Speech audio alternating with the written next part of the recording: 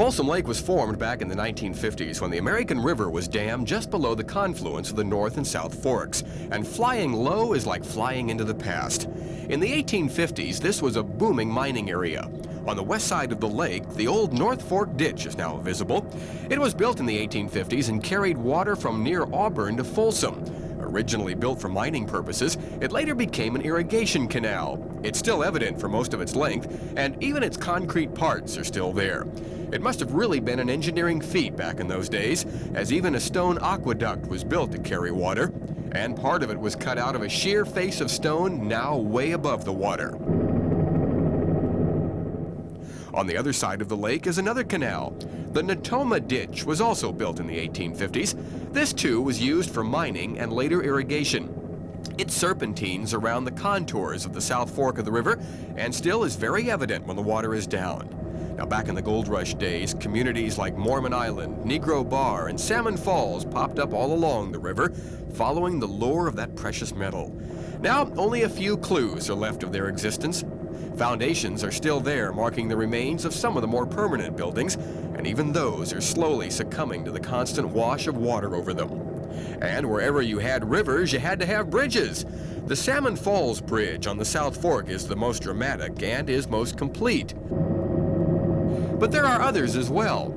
Not far away, in what was once the community of Salmon Falls, there are remnants of yet another smaller bridge. And going way back, there is still an old stone bridge crossing a tributary of the South Fork, visible once again because of the low water. Over on the North Fork, there was a bridge that crossed near Rattlesnake Bar.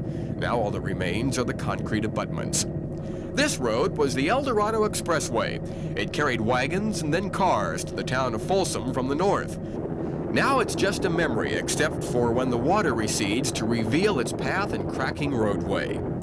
Long-covered mining remnants are once again visible. These strange formations are gold dredge tailings left over from the 1940s, and this retaining wall was also part of the mining operation. Over on the North Fork, this strange landscape is the result of hydraulic mining that went on over 100 years ago. And even before Folsom Dam was built, the pioneer miners had their own reservoirs, and they exist today, usually inundated under 100 feet of water.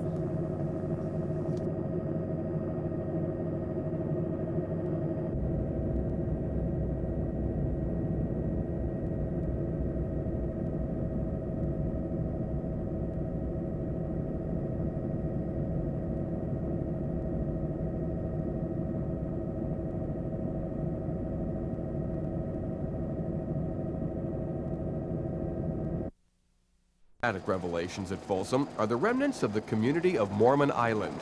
Located near the entrance to Brown's Ravine, the original town was built in the 1850s by a group of Mormons who came to search for gold. The town burned down in 1865 and was rebuilt again in the 1870s. But in the 1950s, the area was cleared to make way for the reservoir. Now the streets and foundations are all